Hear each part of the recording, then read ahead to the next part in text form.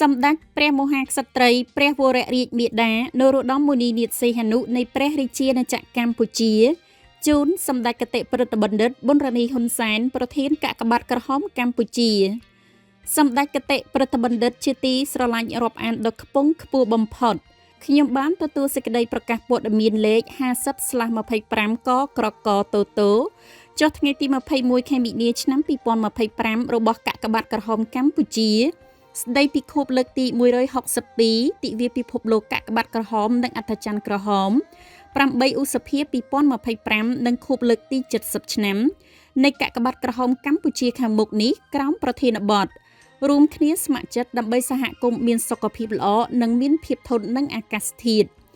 ខ្ញុំមានហឫទ័យសោមនស្សរីករាយសូមចូលរួមវិភាគទាននៅទឹកប្រាក់ចំនួន$50,000អាមេរិកជាព្រះរាជឧបត្ថម្ភចំពោះទិវាដ៏ឧត្តមឧត្តមនេះតាមរយៈសម្ដេចមហាមន្ត្រីគុយសុផលឧបនាយករដ្ឋមន្ត្រី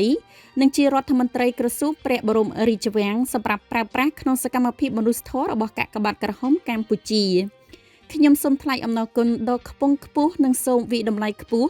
ព្រមទាំងសូមកោតសរសើរដល់កក់ក្ដៅជាទីបំផុតជូនសម្ដេចគតិប្រិទ្ធបណ្ឌិតប្រធានកាកបាទក្រហមកម្ពុជាដែលមានចក្ខុវិស័យវែងឆ្ងាយពុំគិតដល់ការហត់នឿយក្នុងការដឹកនាំកាកបាទក្រហមកម្ពុជាយ៉ាងសកម្មជាទីបំផុតទទួលបានមហាជោគជ័យថ្មីៗជូនជាតិមាតុភូមិនិងប្រជារាស្ត្រនៅទូទាំងព្រះរាជាណាចក្រកម្ពុជាខ្ញុំសូមប្រសិទ្ធពរជូនសម្ដេចគតិប្រិទ្ធបណ្ឌិតសមាជិកសមាជិកាគណៈកម្មាធិការកណ្ដាល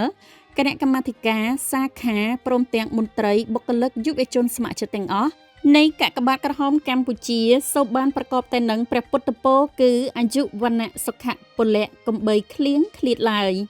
សូមសម្ដេចគតិប្រិទ្ធបណ្ឌិតទទួលនៅសេចក្តីស្រឡាញ់រាប់អានដ៏ខ្ពង់ខ្ពស់អំពីខ្ញុំធ្វើនៅព្រះបរមរាជវាំងថ្ងៃទី21ខែមេសាឆ្នាំ2025ព្រះហស្ថលេខានរោត្តមមុនីនាថសីហនុ